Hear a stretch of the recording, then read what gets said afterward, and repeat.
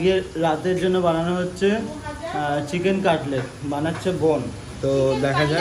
Chicken crispy chicken. ও crispy chicken, এই যে ভাজা চলছে। কেএফসি চিকেন, তাই তো? এখানে মেকিং প্রসিডিউর কমপ্লিট।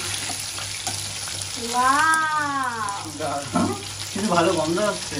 ওয়াও, বাইরে থেকে পুরো গন্ধ ছাড়ছিল। তাহলে পুরো কেএফসি। মোর রেসিপিটা প্লিজ।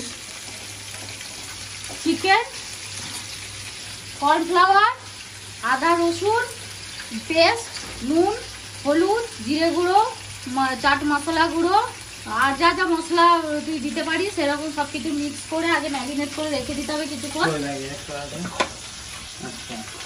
আর একটু ভিনিগার দিয়ে ম্যারিনেট করে রেখে দিতে হবে, দিয়ে তারপরে এটা কর্নফ্লাওয়ার সঙ্গে মিক্স করে জলে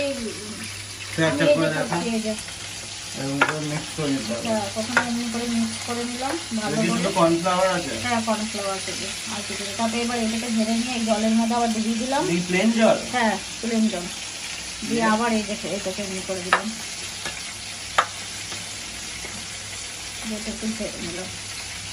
রেডি, এবার শুধু ফুটে নেবো। ডিপ ফ্রাই, তাই তো?